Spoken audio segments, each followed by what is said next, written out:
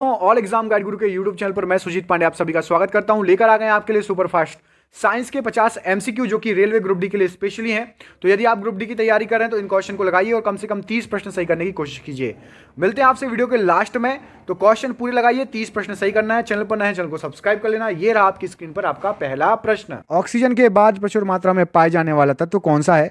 तो ऑक्सीजन के बाद प्रचुर मात्रा में पाए जाने वाला जो तत्व है वो है आपका सिलिकॉन। ऑप्शन नंबर ए यहाँ पर सिलिकॉन राइट आंसर हो जाएगा। बढ़ते हैं क्वेश्चन नंबर 2 की तरफ। ये रहा आपकी स्क्रीन पर। इसमें आपसे पूछा गया है यांत्रिक तरंगें कैसी होती हैं? तो यहां पर सही आंसर क्या हो जाएगा? यांत्रिक तरंगें आपकी ऑप्शन नंबर सी अनुदैर्ध्य और अनुप्रस्थ तरंगें दोनों ही हो सकती हैं। ऑप्शन नंबर सी यहां पर इस प्रश्न के लिए सही आंसर हो जाएगा। बढ़ते हैं अगले क्वेश्चन की तरफ। इसमें आपसे पूछा गया है तराशा हुआ हीरा किस वजह से चमकता है? तो ये चमकता है आपका उच्च अपवर्तक सूचकांक मतलब हाई रिफ्लेक्टिव इंडेक्स की वजह से। ऑप्शन नंबर बी यहां पर सही आंसर हो जाएगा। बढ़ते हैं अगले क्वेश्चन की तरफ। इसमें पूछा गया है अनुप्रस्थ तरंगें किस में फैल सकती हैं? तो अनुप्रस्थ तरंगें जो आपकी होती हैं यहां पर सही आंसर हो जाएगा, वो फैल सकती हैं गैस में नहीं परंतु धातु में। ऑप्शन नंबर सी सही आंसर हो जाएगा, गैस में नहीं परंतु धातु में। अगला क्वेश्चन देखिए, इसमें पूछा गया है प्लास्टर ऑफ पेरिस रासायनिक रूप से क्या है? तो प्लास्टर ऑफ पेरिस जो आपका है वो रासायनिक रूप से ऑप्शन नंबर ए सही आंसर हो जाएगा, कैल्शियम सल्फेट है। Option number A right answer है। बढ़ते अगले क्वेश्चन की तरफ। ये आपकी स्क्रीन पर। इसमें पूछा गया है तरंगें जिनके प्रसार के लिए किसी भी भौतिक माध्यम की आवश्यकता नहीं होती है कौन सी तरंगें कहलाती हैं? तो उन तरंगों को बोलते हैं इलेक्ट्रोमैग्नेटिक वेव्स, विद्युत चुंबकीय तरंगें। ऑप्शन नंबर डी यहां पर सही आंसर हो जाएगा।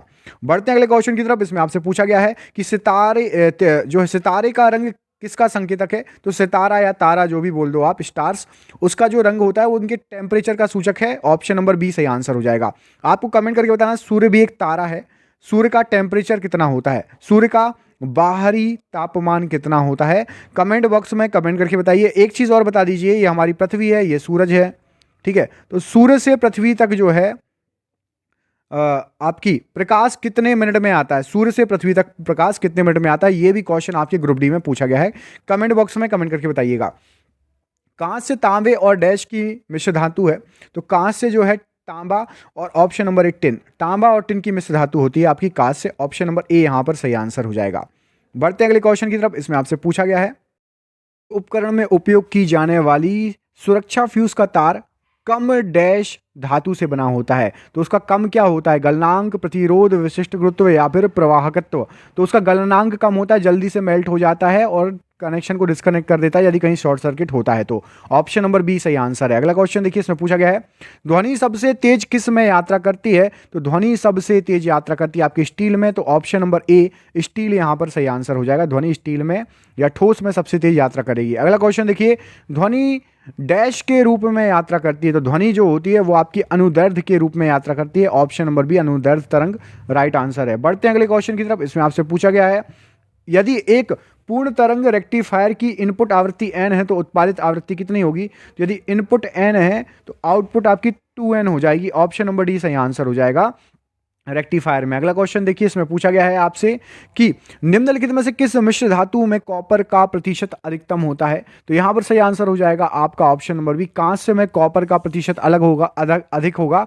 ऑप्शन नंबर बी यहां पर राइट आंसर हो जाएगा। बढ़ते अगले क्वेश्चन की तरफ। इसमें पूछा गया है कि पेंडुलम की अवधि किस पर निर्भर करती है? तो पेंडुलम की अवधि निर्भर करती है उसकी लंबाई पर, कितना लंबा है उससे उसकी अवधि डिपेंड करेगी। अगला क्वेश्चन देखिए, ये आपकी स्क्रीन पर। इसमें पूछा गया है कि दंत चिकित्सक के द्वारा रोगियों के दांतों की जांच के लिए इस्तेमाल किया जाने वाला दर्पण कौन सा है? तो रोगियों की जांच के लिए जो दर्पण इस्तेमाल होता है वो है आपका अवतल दर्पण। ऑप्शन नंबर ए अवतल दर्पण यहां पर सही आंसर हो जाएगा। बढ़ते अगले क्वेश्चन की तरफ। ये आपकी स्क्रीन पर। इसमें पूछा गया है पीतल, कांस्य और जर्मन चांदी में एक आम घटक के रूप में कौन सी धातु मौजूद होती है? तो पीतल, कांस्य और आपका जर्मन सिल्वर में, इन तीनों में आपकी तांबा होती है, कॉपर होती है। ऑप्शन नंबर बी यहां पर सही आंसर हो जाएगा इस प्रश्न के लिए। क्वेश्चन नंबर नेक्स्ट देखिए, इसमें पूछा गया है आपसे यदि एक पेंडुलम को पानी से भरे हुए जार में डाला जाता है तो इसकी समय अवधि कितनी डैश होगी? तो पेंडुलम को यदि आप पानी से भरे जार में डाल देंगे तो समय अवधि इसकी बढ़ जाएगी। ऑप्शन नंबर ए यहां पर सही आंसर हो जाएगा।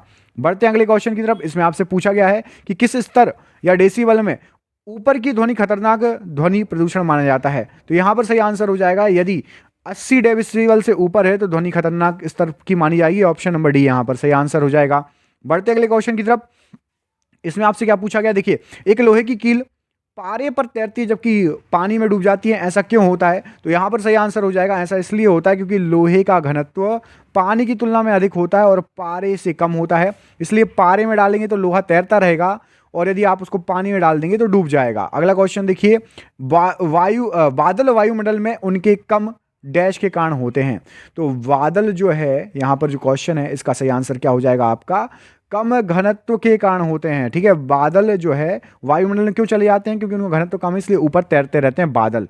अगला क्वेश्चन देखिए, इसमें पूछा गया आपसे कि फाइबर ऑप्टिक संचार में सिग्नल किसके रूप में यात्रा करता है? तो फाइबर ऑप्टिक संचार में जो सिग्नल रहता है वो प्रकाश तरंग के रूप में, लाइट वेव के रूप में यात्रा करता है। ऑप्शन नंबर ए सही आंसर है। अगले क्वेश्चन में आपसे पूछा गया है, एक ट्रांसफार्मर किसके सिद्धांत पर कार्य करता है? तो आपका जो ट्रांसफार्मर होता है वो आपसी प्रेरण मतलब म्यूचुअल इंडक्शन के रूप में सिद्धांत पर कार्य करता है। ऑप्शन नंबर बी यहां पर सही आंसर हो जाएगा, म्यूचुअल इंडक्शन। अगला क्वेश्चन देखिए, इसमें पूछा गया है आपसे कि प्रिज्म पर सफेद प्रकाश गिरने के कारण प्रकीर्णन की प्रक्रिया स्पेक्ट्रम बनाती है, सबसे छोटी तरंग दैर्ध्य वाली प्रकाश की किरण के बारे में बताइए। तो यहां पर सही आंसर हो जाएगा, सबसे अधिक अपरिवर्तित होगी, जिसका तरंग दैर्ध्य कम होगा वो उतनी ही अधिक अपरिवर्तित होगी, मतलब ज्यादा परिवर्तित नहीं होगी। अगला क्वेश्चन देखिए, ये आपकी स्क्रीन पर, इसमें पूछा गया आपसे रमन प्रभाव किसके मध्यम से गुजरने वाली प्रकाश किरणों पर आधारित है? तो रमन प्रभाव जो है वो आपकी सभी पारदर्शी मध्यम से गुजरने वाले प्रकाश पर आधारित है। क्वेश्चन नंबर अगला देखिए, इसमें आपसे पूछा गया है, यदि पेंडुलम का द्रव्यमान 2 गुना हो जाए तो समयावधि पर क्या असर पड़ेगा? तो यदि आप उसका द्रव्यमान बढ़ा देंगे तो समयावधि समान रहेगी, द्रव्यमान का समयावधि पर कोई असर नहीं पड़ेगा। ऑप्शन नंबर डी यहां पर राइट आंसर हो जाएगा। अगले प्रश्न में आपसे पूछा गया है कि एक 3 पिन वाले प्लग में सबसे लंबा पिन डैश से जुड़ा होना चाहिए। तो 3 प्लग वाला पिन होता है, इसमें जो सबसे लंबा प्लग होगा वो आपका ग्राउंड टर्मिनल से जुड़ा रहेगा। ऑप्शन नंबर ए यहां पर सही आंसर है। बढ़ते हैं अगले क्वेश्चन की तरफ। इसमें पूछा गया है आपसे कि रेटिना पर बनाई गई छवि डैश होती है। तो रेटिना पर जो छवि बनती है वो होगी वस्तु से छोटी लेकिन उल्टी। ऑप्शन नंबर सी सही आंसर हो जाएगा, वस्तु से छोटी एवं उल्टी रेटिना पर बनती है। अगला क्वेश्चन आपसे पूछा गया है कि सौर कुकर, सौर आसवन संयंत्रों, सौर ऊर्जा संयंत्रों में प्रयुक्त ऊर्जा को किस रूप में जाना जाता है? तो जो ऊर्जा प्रयुक्त होती है उसको बोला जाता है सौर ऊर्जा या solar energy. Option number B यहां पर इस प्रश्न के लिए सही आंसर हो जाएगा। बढ़ते हैं अगले क्वेश्चन की तरफ। इसमें आपसे पूछा गया है, किसी भी तेलीय फर्श पर चलना मुश्किल क्यों होता है? तो किसी भी तेलीय फर्श पर चलना इसलिए मुश्किल होता है क्योंकि फ्रिक्शन कम होता है, घर्षण बल बहुत ही कम होता है, इसलिए उस पर चलना मुश्किल होता है। अगले प्रश्न में आपसे पूछा गया है कि स्थैतिक घर्षण का निर्देशांक क्या होता है? तो स्थैतिक घर्षण जो होता है उसका निर्देशांक आपका ऑप्शन नंबर डी सही आंसर हो जाएगा, घर्षण के कोण के स्पर्श रेखा के बराबर होता है। यह भौतिकी का क्वेश्चन है, ऑप्शन नंबर डी यहां पर सही आंसर हो जाएगा। बहुत ही शानदार क्वेश्चन है, ग्रुप डी में आया हुआ क्वेश्चन है। एक हॉर्स पावर, एक एचपी किसके बराबर होता है? तो एक एचपी आपका होता है 746 वॉट के बराबर। ऑप्शन नंबर डी यहां पर 746 वॉट राइट आंसर हो जाएगा इस प्रश्न के लिए। बढ़ते हैं अगले क्वेश्चन पर। इसमें पूछा गया एसी सर्किट में एसी मीटर क्या मापता है? तो एसी सर्किट में जो आपका एसी मीटर होता है वो आपका आरएमएस वैल्यू मापता है। ऑप्शन नंबर बी यहां पर सही आंसर हो जाएगा इस प्रश्न के लिए। बढ़ते हैं अगले क्वेश्चन पर। इसमें पूछा गया है, वह घटना जिसमें पेंडुलम के परिसंचरण का आयाम धीरे धीरे कम हो जाता है क्या कहलाता है? तो उस घटना को आप कहोगे damping. Option number B, damping कहां लिखा है? ऑप्शन नंबर बी, तो ये सही आंसर हो जाएगा, परिसंचरण का आयाम धीरे धीरे कम हो जाएगा। अगला क्वेश्चन देखिए, ये आपकी स्क्रीन पर। इसमें पूछा गया है आपसे, माचिस की तीली को माचिस के डब्बे में रगड़ने पर आसानी से आग क्यों लग जाती है? बिल्कुल सिंपल तरीका है, इसका सिंपल आंसर भी है, आप सभी को पता है, फ्रिक्शन या घर्षण से आग लग जाती है। ऑप्शन नंबर ए, घिसने से आग लग जाती है। बढ़ते हैं अगले क्वेश्चन की तरफ। ये आपकी स्क्रीन पर। इसमें आपसे पूछा गया है, जब कोई वस्तु गुरुत्वाकर्षण के तहत स्वतंत्र रूप से गिरती है तो गुरुत्वाकर्षण द्वारा किया गया कार्य डैश होता है। तो जब कोई वस्तु गुरुत्वाकर्षण के कारण स्वतंत्र रूप से गिरती है तो सकारात्मक जो है कार्य करता है गुरुत्वाकर्षण। ऑप्शन नंबर ए, पॉजिटिव कार्य, पॉजिटिव वर्क या सकारात्मक कार्य सही आंसर है। अगला क्वेश्चन देखिए, किसी तरंग की समयावधि और उसकी आवृत्ति का गुणनफल क्या होता है? तरंग की समय मतलब टाइम और उसकी आवृत्ति मतलब फ्रीक्वेंसी, इन दोनों का आप गुणा करेंगे तो इसकी यूनिटी निकल आएगी। ऑप्शन नंबर सी, यूनिटी यहां पर सही आंसर हो जाएगा। बढ़ते हैं अगले क्वेश्चन की तरफ। इसमें पूछा है कि टायर को क्यों ट्रीड किया जाता है? तो टायर को इसलिए ट्रीड किया जाता है क्योंकि घर्षण बल बढ़ जाए और रोड से आपकी गाड़ी चिपक के चले। ऑप्शन नंबर बी यहां पर सही आंसर हो जाएगा। अगला क्वेश्चन देखिए, इसमें पूछा गया है कि एक जगह पर चुंबकीय मेरिडियन और भौगोलिक मेरिडियन के बीच का कोण डैश होता है। तो चुंबकीय मेरिडियन आपका और भौगोलिक मेरिडियन, इन दोनों का जो कोण होगा वो होगा आपका डिक्लिनेशन कोण मतलब गिरता हुआ होगा, ठीक है। ऑप्शन नंबर यहां पर बी सही आंसर हो जाएगा इस प्रश्न के लिए। अगला क्वेश्चन देखिए, इसमें आपसे पूछा गया है, जब कोई वस्तु किसी खुरदुरी क्षैतिज सतह से टकराती है तो घर्षण द्वारा किया गया कार्य कैसा होगा। तो यदि कोई वस्तु खुरदुरी क्षैतिज जो है सतह से टकराए तो नकारात्मक घर्षण होगा। ऑप्शन नंबर सी यहां पर सही आंसर हो जाएगा। बढ़ते हैं अगले क्वेश्चन की तरफ।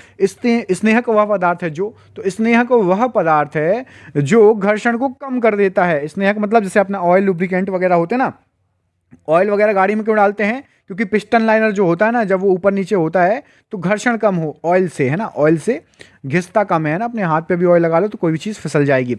फिसलन घर्षण और रोलिंग घर्षण की तुलना में डैश होती है, तो फिसलन घर्षण रोलिंग घर्षण की तुलना में अधिक होगी। ऑप्शन नंबर बी यहां पर सही आंसर हो जाएगा। बढ़ते हैं अगले क्वेश्चन की तरफ। इसमें आपसे पूछा गया है, तरल पदार्थ द्वारा उत्सर्जित घर्षण बल को डैश भी कहा जाता है। तो तरल पदार्थ द्वारा उत्सर्जित घर्षण बल जो होता है उसको हम कहते हैं ड्रैग। ऑप्शन नंबर बी यहां पर सही आंसर हो जाएगा, ड्रैग करना।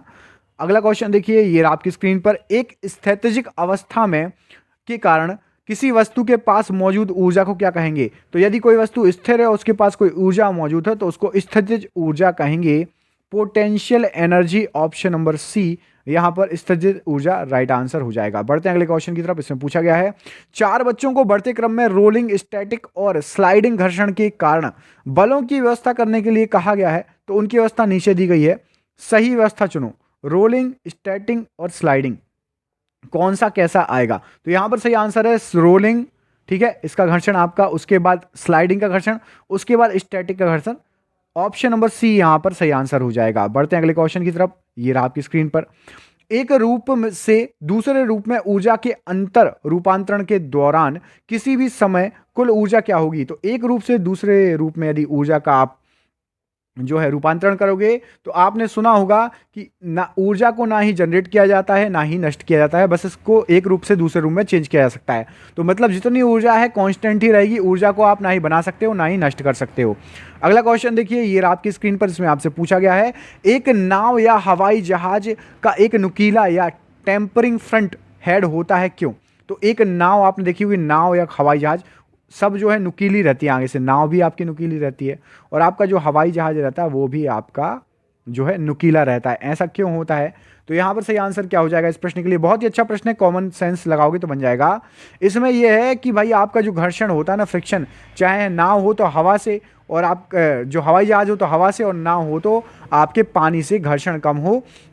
सही आंसर हो जाएगा आपका ऑप्शन नंबर बी, तरल पदार्थ के घर्षण को कम करने के लिए। अगला क्वेश्चन देखिए, इसमें पूछा गया है, कई महीनों तक इसे पहनने के बाद जूते का तलवा सपाट हो जाता है, कारण क्या है। तो कई महीनों के बाद यदि आप जूते को देखोगे तो आपका जूते का तलवा सपाट हो जाएगा, घिस घिस के भैया झड़ जाता है। सिंपल है, ऑप्शन नंबर ए, फ्रिक्शन हो जाता है, घिस घिस के झड़ जाएगा जूते का तलवा। अगला क्वेश्चन देखिए, एक कपास की सुई का एक कंपास की सुई, माफ कीजिए, कंपास की सुई मतलब आपने देखा होगा जो दिशा दिखाती है ईस्ट वेस्ट, है ना, नॉर्थ साउथ, क्या पता लगाने के लिए किया जाता है कंपास का प्रयोग, सुई का प्रयोग। तो यहां पर सही आंसर क्या हो जाएगा, एक चुंबक की, मतलब किससे पता चलता है, क्या पता नहीं किया जा सकता है।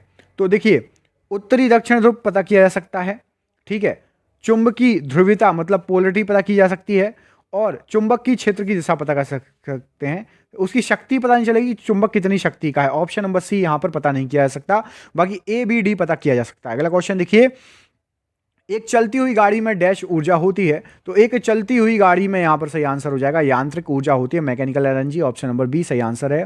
बढ़ते हैं अगले क्वेश्चन की तरफ। इसमें आपसे पूछा गया है कि एक तार के प्रतिरोध के बारे में गलत कथन को इंगित करो, कौन सा इनमें से गलत है तार के प्रतिरोध के बारे में। तो आपको सीधे आंसर बता देता हूं कौन सा गलत है, बाकी सभी सही है। गलत है आपका ऑप्शन नंबर सी, इसको छोड़ दो, बाकी को पढ़ लो। तार के पदार्थ पर, यह तार के पदार्थ पर निर्भर करता है इसका प्रतिरोध, ठीक है। दूसरी चीज क्या लिखी है कि तार की लंबाई पर भी निर्भर करता है प्रतिरोध, और तापमान में वृद्धि के साथ धातु के तार का प्रतिरोध बढ़ जाता है, ठीक है। ऑप्शन नंबर सी यहां पर गलत है। अगला क्वेश्चन देखिए, इसमें पूछा गया है, जब किसी वस्तु को ऊंचाई पर ले जाया जाता है तो उसकी संभावित ऊर्जा पर क्या प्रभाव पड़ेगा। तो जब किसी वस्तु को आप ऊंचाई पर ले जाओगे तो उसकी जो संभावित ऊर्जा रहेगी, यहां पर सही आंसर हो जाएगा आपका ऑप्शन नंबर ए, मतलब इसकी संभावित ऊर्जा बढ़ जाएगी। बढ़ते हैं अगले क्वेश्चन की तरफ। ये रहा आपकी स्क्रीन पर, और ये आज का आपका आखिरी क्वेश्चन है। इसमें पूछा गया निम्नलिखित पदार्थों में से किसके तापमान में वृद्धि के साथ प्रतिरोध कम हो जाएगा। तो यहाँ पर जो पदार्थ दिए गए उसमें से यदि आप शुद्ध सिलिकॉन का तापमान पर वृद्धि करोगे तो प्रतिरोध कम हो जाएगा। सिलिकॉन क्या है, कंडक्टर है कि सेमीकंडक्टर? कमेंट बॉक्स में कमेंट करके बताओ। आज का आपका क्वेश्चन है सिलिकॉन क्या है, सिलिकॉन कंडक्टर है या फिर सेमीकंडक्टर? इस प्रश्न का आंसर कमेंट बॉक्स में कमेंट करके आप हमें बताएंगे। मिलते हैं आपसे अगले वीडियो में, तब तक के लिए अपना ख्याल रखिए। आप सभी का बहुत बहुत धन्यवाद दोस्तों, आपका दिन शुभ हो, बहुत बहुत धन्यवाद।